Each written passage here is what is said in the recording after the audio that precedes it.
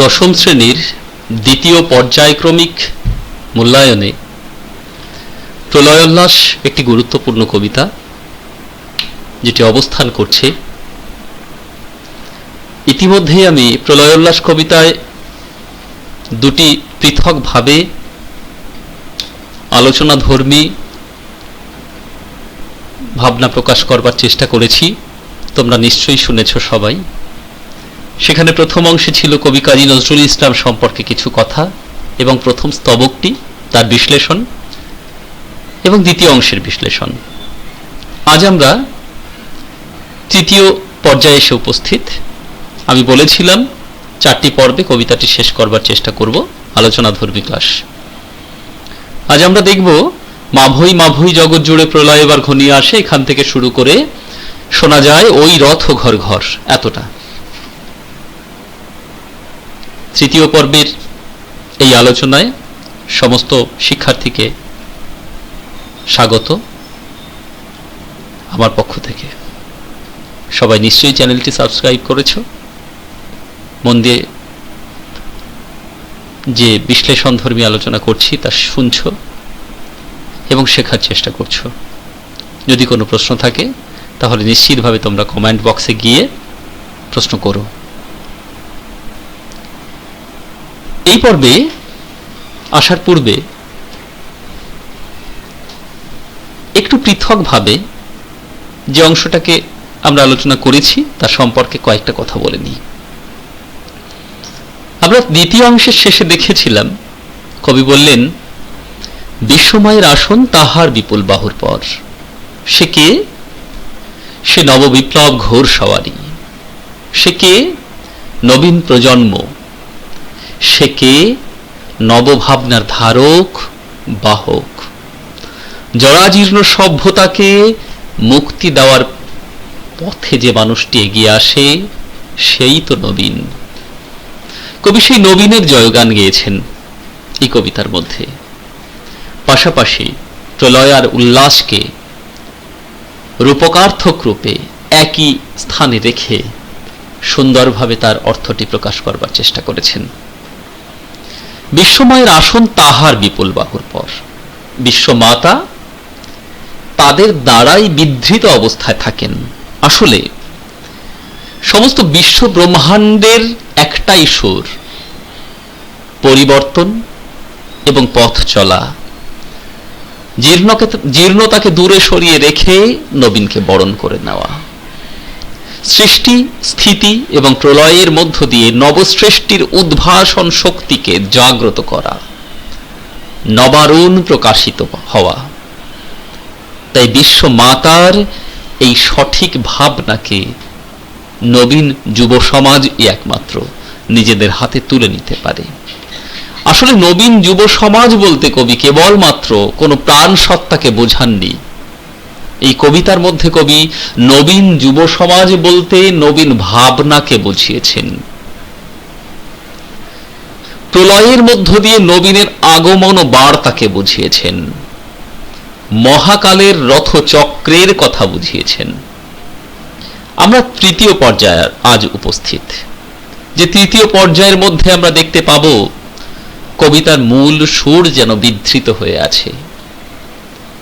যে কবিতার মূল সুরের মধ্যে এক অদ্ভুত আধ্যাত্মবাদের স্বপ্ন, আধ্যাত্মবাদের ভাবনা, সঙ্গে সঙ্গে সমস্ত বিশ্ব জুড়ে মহাকাল চক্রের এগিয়ে চলা, ক্রম রূপ পরিবর্তনের মধ্য দিয়ে, তা কিন্তু এই অংশের মধ্যে বিধৃত অবস্থায় অবস্থান করছে।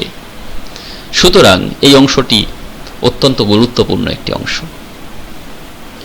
কবি এই অংশের প্রারম্ভেও বলেছেন, তোরা সব জয়ধ্বনি কর, তোরা সব জয়ধ্বনি কর। কবি বারে বারে এই জয়ধ্বনির কথা, জয়ধ্বনি করতে বলেছেন দেশের সমস্ত মানুষজনকে। উদ্দেশ্য কি? যাতে নবীনের আসার পথ প্রশস্ত হয়। মাভৈ মাভৈ জগৎ জুড়ে প্রলয় এবার ঘনিয়ে আসে। মাভৈ, ভয় নেই। মাভৈ, ভয় নেই। জগৎ জুড়ে প্রলয় ঘনিয়ে আসে। অদ্ভুত কথা, প্রলয় এলে ভয় তো থাকবেই, কিন্তু কবি বলেছেন, কবি জানেন যে প্রলয় অর্থাৎ ধ্বংস, অনিবার্য এই ধ্বংস নবসৃষ্টির বীজ বপন করে, নবসৃষ্টিকে ত্বরান্বিত করে, প্রকৃতিকে সুন্দর করে তোলে, সৃষ্টিকে নবারুণ দান করে। তাই কবি বললেন প্রলয় এলেও তাকে ভয় পাওয়ার কিছু নেই, কারণ সেই প্রলয়ের মধ্যে লুকিয়ে থাকে জড়ায় মরা মুমূর্ষুদের প্রাণ। জড়া অর্থাৎ ব্যাধিগ্রস্ত, জড়ায় মরা ইতিমধ্যেই ব্যাধিগ্রস্ত হয়েছে, মানসিকভাবে তেমন, শারীরিকভাবে নয়। শরীর তো একটা পোশাকের সম, সে তো জীর্ণ হবেই। প্রাণ সত্তা যদি সতেজ থাকে তাহলে সে জড়াপূর্ণ নয়। তাই প্রাণ সত্তার জড়ার কথা এখানে বুঝিয়েছেন, যে প্রাণ সত্তা ইতিমধ্যেই মৃতের দলে নিজেদের নাম লিখিয়ে নিয়েছে। সেই মুমূর্ষুদের প্রাণ লুকানো থাকে প্রলয়ের মধ্যে, কারণ মানসিক ভাবে বিধ্বস্ত এই মানুষেরা কখনোই প্রলয়কে স্বচ্ছ চোখে বা আগমন বার্তার নবারুণের আগমনের রূপ হিসেবে দেখতে পারে না। তাই তাদের প্রাণ লুকানো থাকে ওই বিনাশে। তারাই একমাত্র প্রলয় দেখলে নিজেদের লুকিয়ে নেওয়ার চেষ্টা করে, ভীত সন্ত্রস্ত হয়ে থাকে। কবি জানেন এই প্রলয় আসার পর ভারতবর্ষের সমাজ ব্যবস্থার বুকে যখন এই প্রলয় আসবে, তখন সাম্রাজ্যবাদী শক্তি তাদের সমস্ত কিছু গুটিয়ে নিয়ে নিজেদের দেশে ফিরে যেতে বাধ্য হবে। তাই কবি আকাঙ্ক্ষার সুরে বলেছেন, ভরসার সুরে বলেছেন। কবি ইতিবাচক মনোভাবের প্রদর্শন করেছেন। এবার মহানিশার শেষে আসবে উষা অরুণ হেসে। মহানিশা শেষ হবে, মহারাত্রির অবসান ঘটবে। সুদীর্ঘ 160-70 বছরের পরাধীনতার গ্লানির মুক্তি ঘটবে। এবার সাম্রাজ্যবাদী শক্তি ইংরেজ দেশে ফিরে যেতে বাধ্য হবে। কবি জানেন সশস্ত্র বিপ্লবী আন্দোলনের মধ্য দিয়েই তার সমর্থ হবে। কবি তাই বললেন, এবার মহানিশার শেষে এত দিনের রাত কাটিয়ে আসবে উষা অরুণ হেসে। নবারুণ ভারতবর্ষের বুকে মাথা তুলে দাঁড়াবে। প্রভাতকালীন সূর্য, প্রগতির প্রভাতকালীন সূর্য, স্বাধীনতার প্রভাতকালীন সূর্য ভারতবর্ষের বুকে আবার উদিত হবে। কেমন ভাবে? করুণের বেশ ধারণ করে। আমরা জানি কবি নজরুল ইসলাম যে সময়ের কথা বলছেন, ভারতবর্ষের অর্থনৈতিক স্থিতি ছিল তখন দুর্বল। সেই দুর্বল অর্থনৈতিক স্থিতি থেকে যদি ভারত স্বাধীনতা পায়, তাহলে নিশ্চিতভাবে হঠাৎ করে সচলতা আসবে না। তাই ভারতবর্ষের অর্থনৈতিক রূপ থাকবে করুণার বেশ ধারণ করে। হয়তো ভারতবর্ষ ছিন্ন বস্ত্র পরিধান করবে, কিন্তু সেই ছিন্ন বস্ত্র পরিধান করলেও স্বাধীনতা নামক এক অমোঘ প্রাণ শক্তি ভারতবর্ষের প্রত্যেকটি মানুষের মনের মধ্যে লুকিয়ে থাকবে। তা দেবে তাকে প্রতি মুহূর্তে জীবনী শক্তি। দিগম্বরের জটায় হাসে শিশু চাঁদের কর। এই করুণার বেশ ধারণ করে আসা স্বাধীনতা, তাকে কবি দিগম্বরের জটায় শিশু চাঁদের হাসির কথা সঙ্গে তুলনা করলেন। এক অদ্ভুত উপমা অলঙ্কারের অবতারণা করলেন কবি এখানে। কি বললেন? ভারতবর্ষের বুকে একটা স্বাধীনতা আসতে চলেছে। ইতিবাচক মনোভাবে কবি লক্ষ্য করেছেন। এই স্বাধীনতা আসা তা কবির দৃষ্টিতে করুণার বেশে আসা। কেন? কারণ অর্থনৈতিকভাবে, সাংস্কৃতিকভাবে অনেকটাই দুর্বল ছিল ভারত তখন, বিশেষ করে অর্থনৈতিক দিক থেকে। তাহলে অর্থনৈতিকভাবে দুর্বল ভারতবর্ষের বুকে স্বাধীনতা আসবে কেমন ভাবে? করুণার বেশে, অর্থাৎ ছিন্ন বস্ত্র পরিধান করে। অন্নহীন মানুষের ঢল তখন দেখা যাবে রাস্তায় রাস্তায় ঘুরে বেড়ায়। কবি দেখেছেন। কবি তাকে কিসের সঙ্গে তুলনা করলেন? দিগম্বর, মহাদেব। যে মহাদেবের জটায় একটা শিশু চাঁদ অবস্থান করছে। চাঁদের পূর্ণতা কখন? যখন পূর্ণিমার রাতে এক বৃহৎ চাঁদ আকাশের বুকে উদিত হয়, তা থেকে জ্যোৎস্নার আলো সমস্ত পৃথিবীতে আলোকিত করে, তাই তো চাঁদের পূর্ণতা। সেখানে চাঁদের স্মিত হাসি আমাদের মন হরণ করে।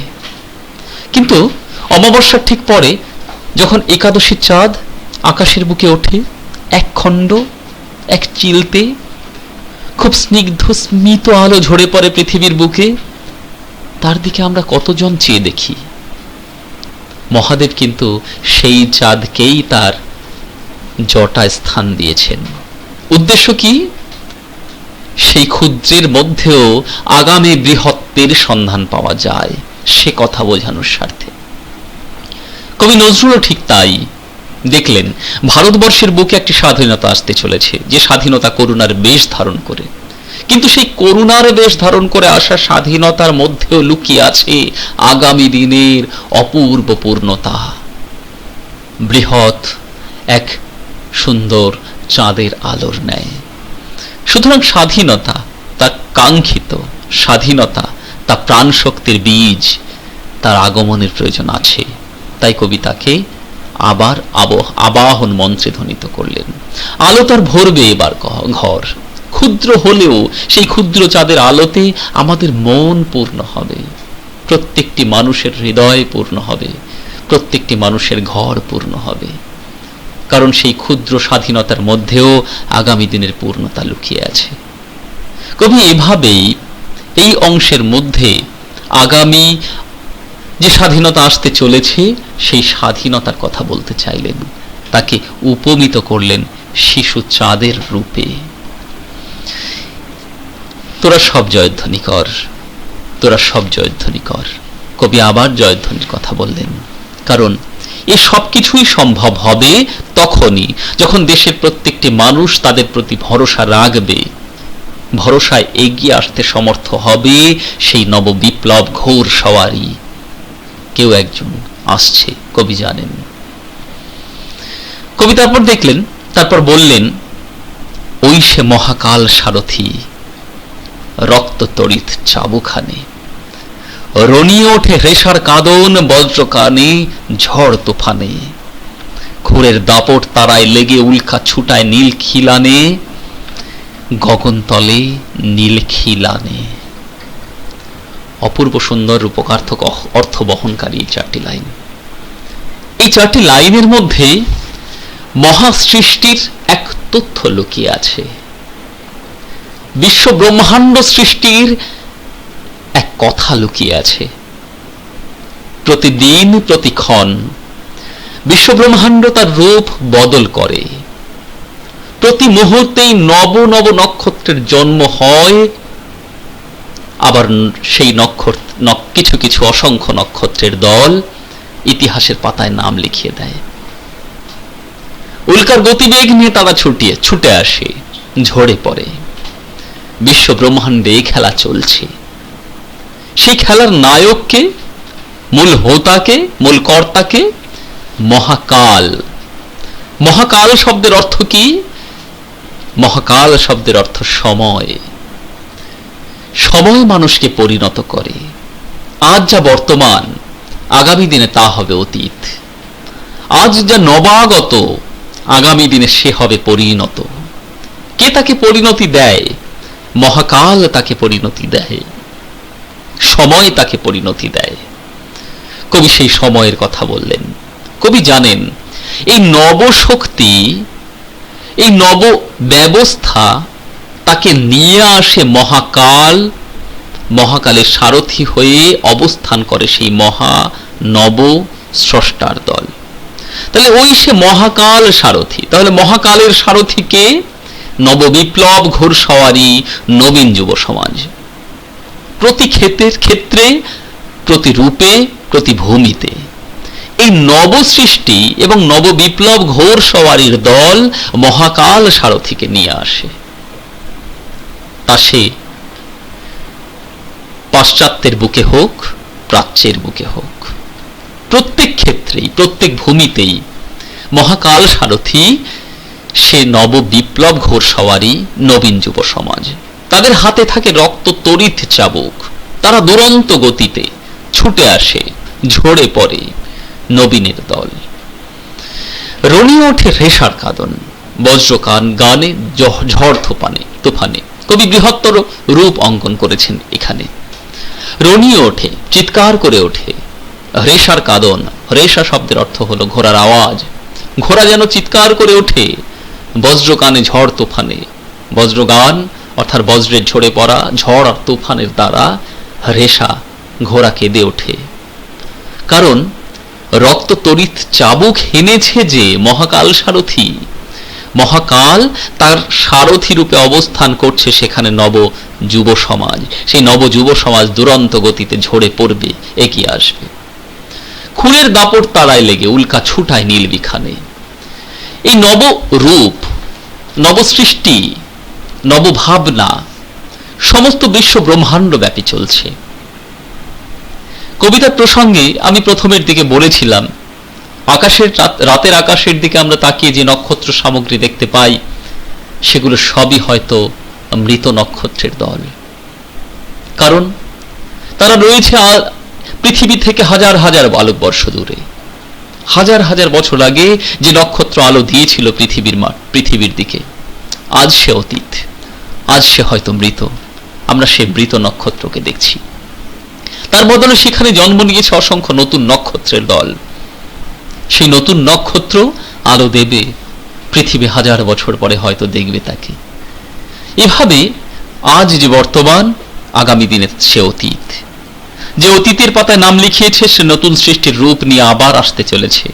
এভাবেই সমস্ত সৃষ্টি, সমস্ত ব্রহ্মাণ্ড তার রূপকে প্রকাশিত করে। কবি সে কথাই বললেন এখানে।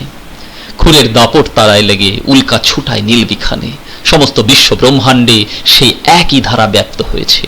গগনতলের নীল খিলানে, সমস্ত গগনতলে, সমস্ত আকাশের বুকে, সমস্ত ব্রহ্মাণ্ডের বুকে সে ভাবনাই যেন বিধৃত হয়ে রয়েছে, ব্যপ্ত হয়ে রয়েছে। নবীন আসে, পুরাতনকে ইতিহাসের পাতায় স্থান দেয়। সৃষ্টি আসে, স্থিতি আসে, অবশ্যই তার সঙ্গে সঙ্গে হাত ধরে আসে প্রলয়। কারণ প্রলয়ের মধ্য দিয়েই আবার নবসৃষ্টির বার্তা আমাদের মধ্যে জেগে ওঠে।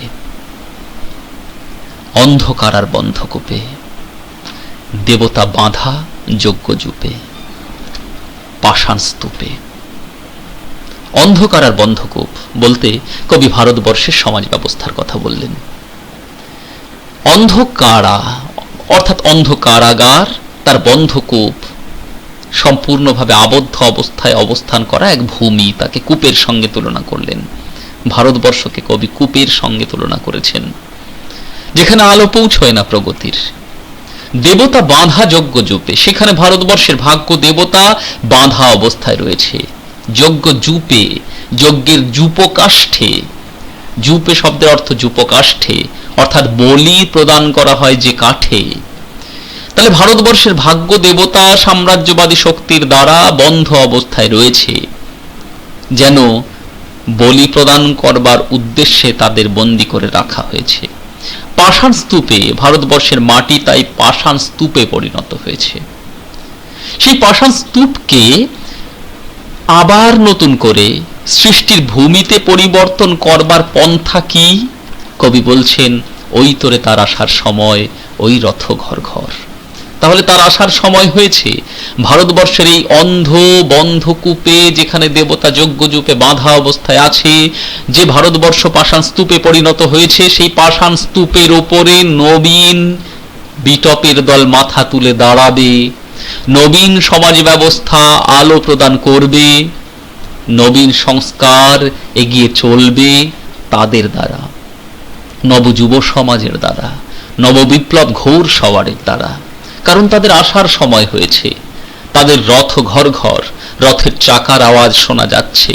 কবি অনুভব করেছেন সাম্রাজ্যবাদী শক্তির পতনের সময় এসেছে।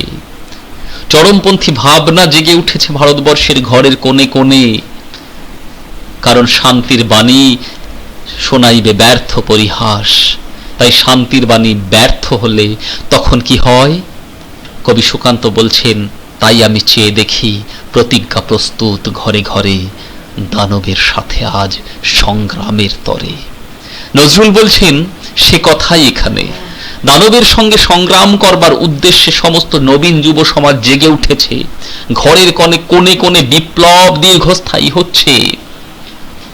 আজ তার আসার সময় হয়েছে, মহাকালের আসার সময় হয়েছে, নবীন যুব সমাজের আসার সময় হয়েছে।